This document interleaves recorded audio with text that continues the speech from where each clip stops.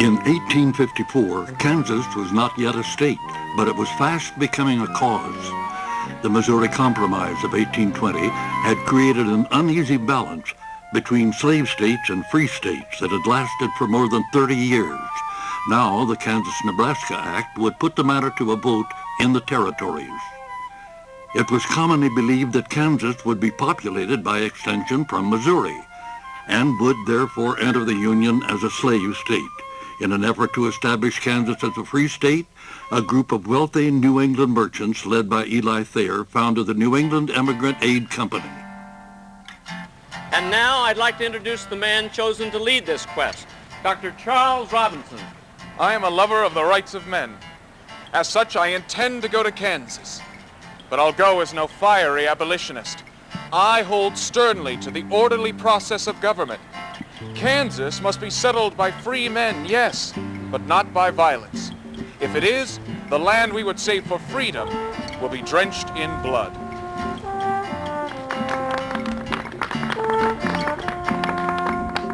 A mighty effort must be made to have Kansas enter the Union as a free state. You declare we cannot do this? I reply, we can.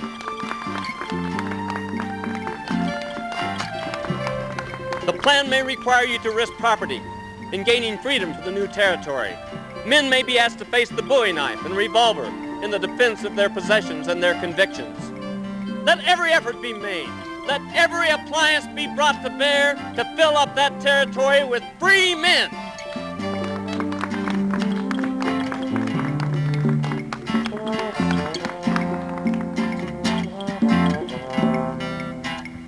Dear parents, how far we have come. I write to you from the hills of Kansas, as empty and fertile a land of which I have ever laid eyes. I am in awe of this place, and of the life I soon will begin. But with your support and the grace of God, I know that I and the others will make this a place of freedom for all, just as Eli Thayer and Dr. Robinson promised. Edward Fitch, August 1854.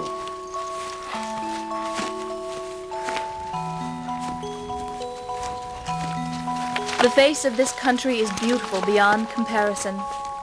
In places, the prairie grass is as high as a person's head while seated in a carriage. At the ascent of each new roll of land, the traveler finds himself in the midst of new loveliness. Sarah Robinson. The town of Lawrence was named after Amos A. Lawrence, the treasurer of the Emigrant Aid Company and a liberal contributor of funds. Located just 40 miles from the Missouri border, Lawrence would face many challenges in its fight for freedom.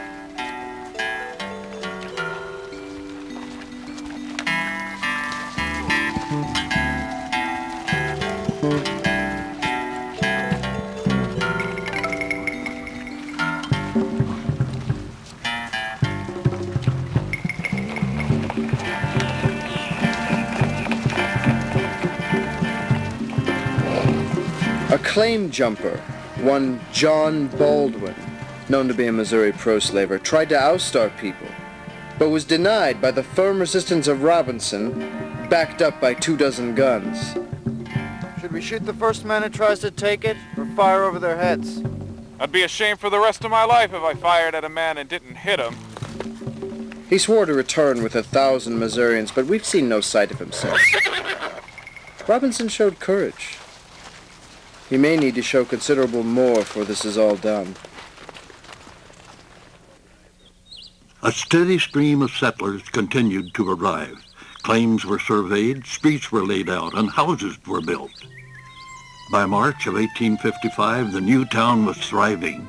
Promoted by the Emigrant Aid Company and the Eastern Press, the emigration boom had swollen the territory's population to nearly 3,000. Lawrence stood as a haven for the Free State cause. But rumors that the Missourians might try to come across the border and vote proved true when more than 6,000 votes were cast and a pro-slavery legislature was elected. The Free Staters were powerless to oust the pro-slavery politicians who met on the 4th of July, 1855 and adopted the statutes of Missouri in bulk. The new laws made opposition to slavery by speech or writing a felony. We had a big meeting last Saturday, the day the great gag law went into force, and we spoke our sentiment against the infamous laws and their makers. This legislature has been elected by fraud and in violation of the Constitution. Its laws must be repudiated and ignored. This is, I must admit, a desperate measure. No elections can be held for 2 years. In the interim, we must live without the benefit of laws while being branded as traitors by the reigning government and half the people of this country. James Lane was a man of considerable political talent and questionable conviction. He once proposed to exclude all Negroes from Kansas, both slave and free, yet he became one of the leaders of the Free State cause.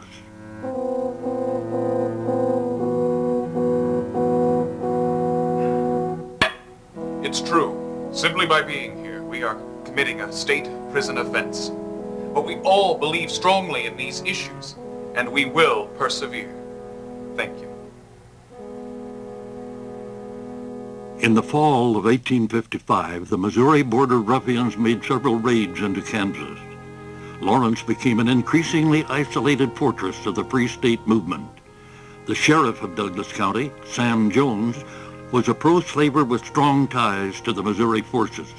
All he needed for a wholesale assault on Lawrence was a pretext for action. It was supplied when he arrested one Jake Branson. A group of abolitionists, 2 of whom were Lawrence residents, rescued Branson from the custody of Jones, and the newly appointed Governor Wilson Shannon viewed this rescue as an act of war. We must enforce the laws, though we resort to the force of arms. Trust to our rifles and make the blood flow as freely as do the waters of the Missouri. The resulting call to arms was quickly answered by the pro-slavery territorial militia, supplemented by more than 1,000 Missourians. Only a few earthen forts stood between Lawrence and destruction. I must write a few lines as it may be the last time I shall ever have to write. We are in a state of siege. An army lies near our border. The company to which I belong slept under arms last night, not knowing at what moment we might be called upon to repel an attack. We don't know what may come. Yours for freedom in Kansas, Edward. It is rumored that the Missourians will make the attack tomorrow night. To complete the farce, Governor Shannon in person, it is said, will lead on his red-shirted, butternut-trousered allies from Missouri to subdue and crush his own people. Has he no sense? Or has his brain become so muddled in the bad whiskey in which it floats as to dull all his perceptions of justice or right? Sarah Robinson. The siege of Lawrence, or the Wakarusa War as it was called, lasted 2 weeks. The range of the sharp rifles prevented a frontal assault, allowing time for negotiations between Robinson and Governor Shannon. A treaty was reached in a room in the Eldridge Hotel in which a dead man named Barber lay on a table. He had come to Lawrence to assist in its defense, and pro-slavery men had shot him in the back as he headed home. The treaty granted Lane and Robinson the right to defend Lawrence, and Governor Shannon ordered his men to disperse. At first, the Missourians resisted the order, but the onset of an unseasonable blizzard weakened their resolve. An anxious town dug in to endure one of the worst winters in history.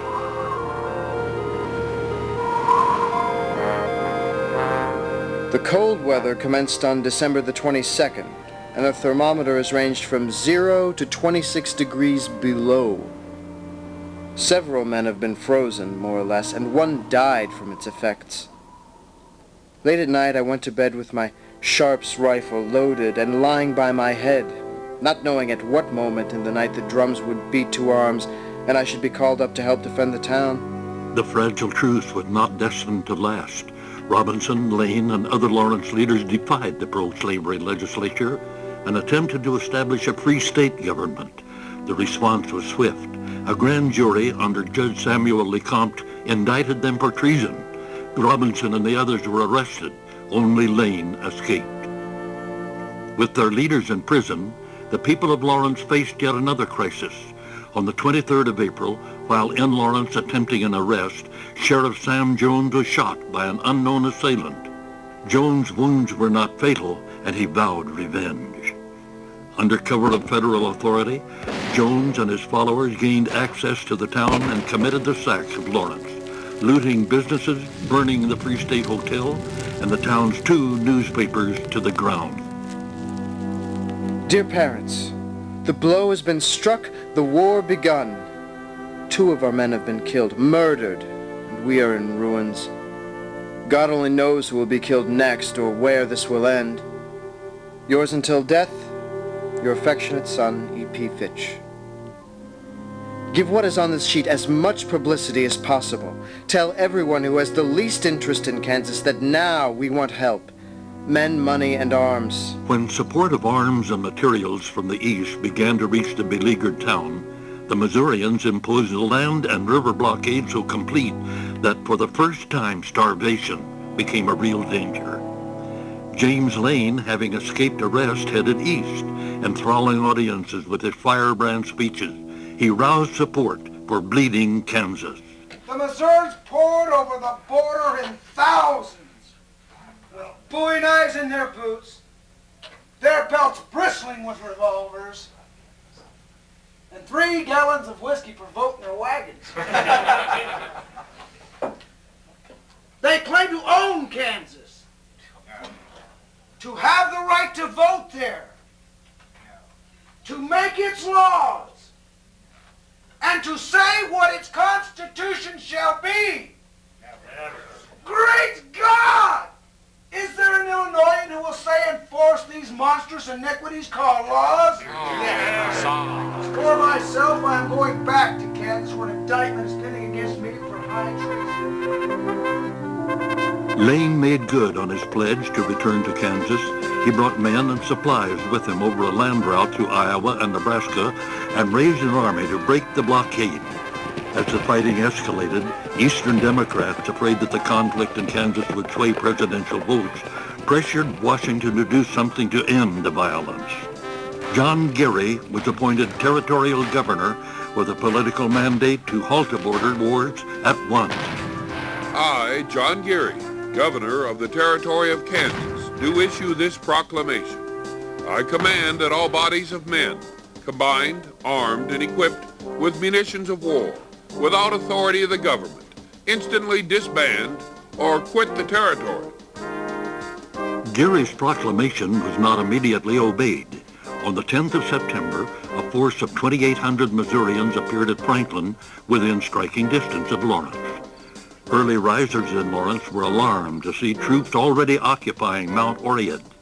With better light, the waving flag showed not Southern rights, but the stars and stripes of federal troops, which Geary had mobilized to protect the defenseless town. Disaster was averted. Geary's resolve finally produced a lasting peace, giving the town a much-needed rest from fear. And by the spring of 1857, Kansas experienced a new kind of invasion. Tourists lured by the sense of adventure and land speculators lured by the scent of profit. Ruffians were replaced by parasols. The rebuilt Free State Hotel, known as the Eldridge House, was described as the finest hotel west of the Mississippi. Lawrence citizens found time for ordinary pleasures, writing, music, even romance, and Edward Fitch married Sarah Wilmarth. They celebrated with a masked chivalry.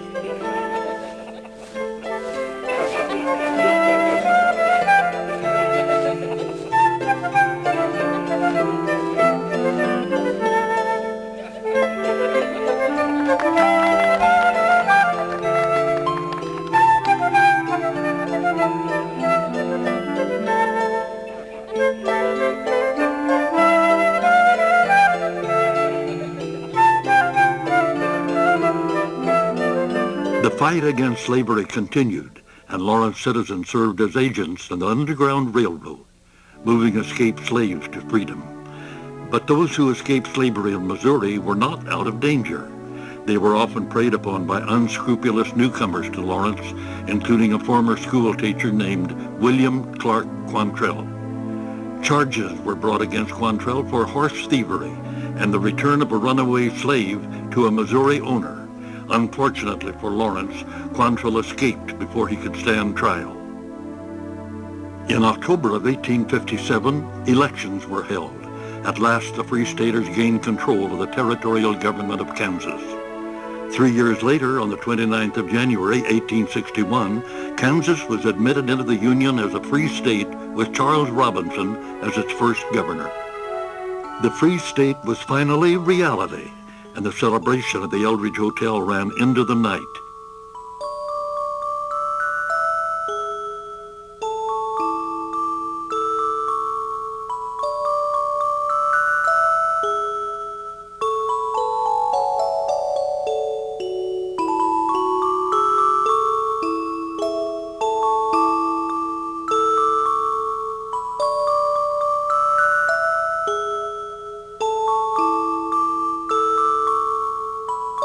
On the 4th of April, a new state legislature elected U.S. Senators Samuel Pomeroy and James Lane.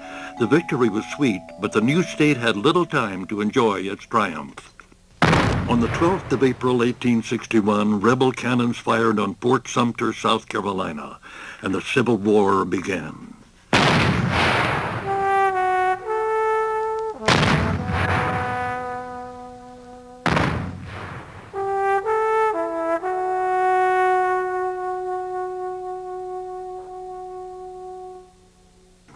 When President Lincoln issued a call for 650 men from Kansas, twice that many answered. One volunteer was James Lane, who, without authorization, assumed command of the Kansas Brigade. Lane's command proved a disaster. On the 22nd of September, 1861, his brigade sacked the small community of Osceola, Missouri, looted its valuables, killed many innocent civilians, and burned it to the ground. Lane and Lawrence. In Missouri, the names were synonymous and equally hated.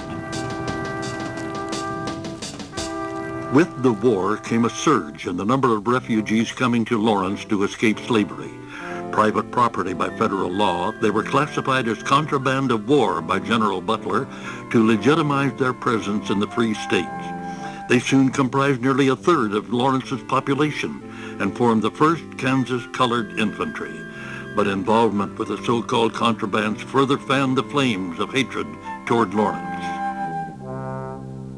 In the summer of 1863, fear fueled rumors that Quantrell and his band were planning a raid on Lawrence at the full moon.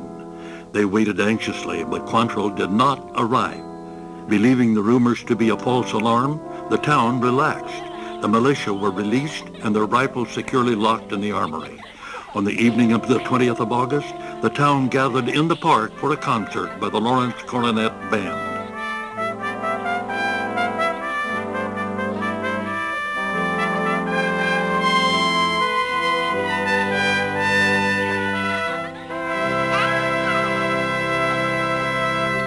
"40 miles away, a large body of horsemen, perhaps 300, crossed the border from Missouri into Kansas. Shortly thereafter, a patrol guard under the command of Captain Pike reported that an armed party under the guerrilla leader William Quantrell had been seen moving westward into Kansas. Captain Pike dispatched a courier with the news to headquarters in Kansas City. He neglected, however, to send a messenger inland to notify the communities in Quantrell's path. There would be no warning. My dear mother and father, at sunrise I was up. It had been a warm, still night and was a lovely morning. Few were out, nearly all were just rising. Silently they came on till they reached the heart of town. Oh, why was it permitted? A half-hour's notice would have saved all. I heard a shot, then another and another, 20 or 30 shots.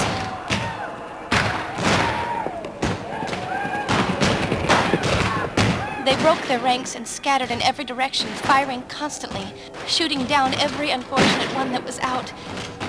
And as they were everywhere, no one who did not live on the outskirts of town could escape. In 5 or 10 minutes, fires were springing up in every direction. First, the Republican office was in flames, then barns and houses all over town.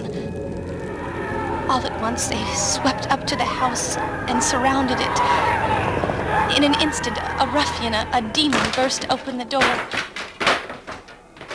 That face. No one shall leave this house. It haunts me day and night. No, let the women and children go. I was almost beside myself with terror for Edward. I knew his doom was sealed. Oh! In that instant, my heart nearly stopped its beating, and I almost doubted if there was a God that loved us. The match was applied to our house. I pleaded. I begged thrice to take him out, not to burn that precious body. But with an oath, a terrible oath, he pointed his pistol at my breast and said he would shoot me too if I didn't leave. And I took my children and went across the road, and we watched our home burn to the ground. Oh, how did I live? I know not.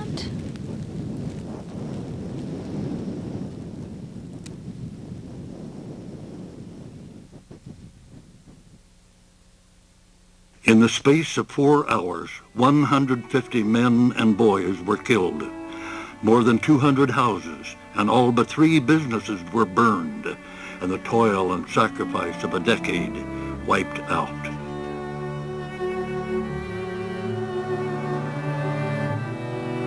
Having stood for 9 years as the outpost of freedom, shall Lawrence be deserted now? Shall we leave the new-made graves of our martyrs to be torn up by the wild beasts of the field? Shall history say that freedom here sought a home and was driven out by the minions of slavery? No. My friends, Lawrence may seem dead, but she shall rise again in a more glorious resurrection.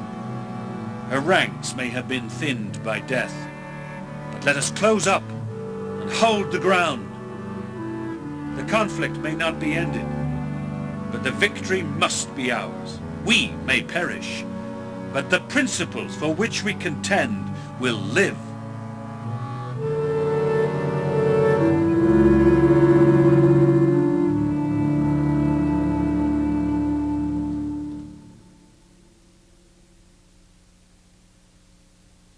The grief had not ended before the rebuilding began. The bridge over the Kaw, begun before the raid, was completed within the year. The long-awaited Transcontinental Railroad was rerouted through Lawrence, and plans were drawn up for a new Eldridge Hotel. The city of Lawrence is a living monument to its founders, to their courage, their conviction, their perseverance, and their spirit. We owe a great debt to the wisdom of Robinson, the reckless courage of Lane, and the common people of uncommon quality like Edward and Sarah Fitch. The spirit of freedom and rebirth sustained them then and inspires us today. The excellence that is Lawrence, its downtown, its schools, its churches, its entertainment, its services, its industry, its university, are that spirit's natural product. That spirit, passed from generation to generation, still carries us forward. That spirit ensures our future.